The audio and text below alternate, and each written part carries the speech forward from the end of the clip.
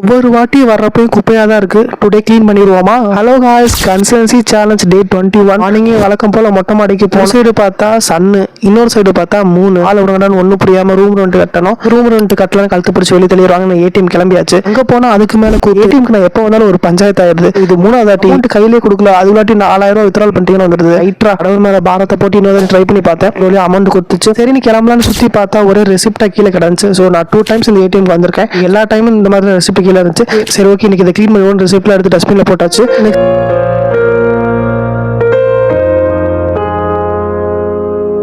சாப்பாடு வாங்கிட்டு ரூமுக்கு போனால் லிஃப்ட் ஆஃப்ல இருந்துச்சு. என்னன்னு பார்த்தா எனக்கு சடோனா ஒண்ணுமே சொல்லல. சொல்லியிருந்தா லேப்டாப் ஃபோன் எல்லாம் சார்ஜ் போட்டுருவேன். ஏன்னா நம்ம டேவே டிவைஸ் டிபெண்ட் பண்ணி தான் இருக்கு.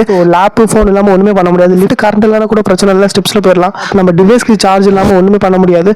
பில்லோ பெட்ஷீட்ல துவைக்க வேண்டியது இருந்துச்சு. நல்ல வெயில் பல்ல காட்டுற நேரத்தில் துவைக்கலான்னு மெத்தைக்கு போய் துவைச்சு முடிச்சுட்டு ஏன் எனர்ஜியும் போய் ஃபோன்ல சார்ஜும் போய் அப்புறம் ரூமுக்கு போய் நான் தூங்கிட்டேன். நெக்ஸ்ட் ஒரு 5 o'clock போல கரண்ட் வந்துச்சு. அப்புறம் என்ன சுவிட்சை போட்டு லேப்புக்கு உயிரை கொடுத்துட்டு அப்புறம் என்ன வழக்கம் போல 10 மணி நேரம் ஸ்கிரீன் டைம் வரட்டும்னு அதுக்கான வேலையை ஆரம்பிச்சாச்சு. ஒண்ணு மட்டும் தெரிஞ்சு போச்சு, கூடிய சீக்கிரத்துல ஐயா ஆஸ்பத்திரி சீரீஸ்னு வீடியோ அப்லோட் பண்ண போறேன்னு நினைக்கிறேன்.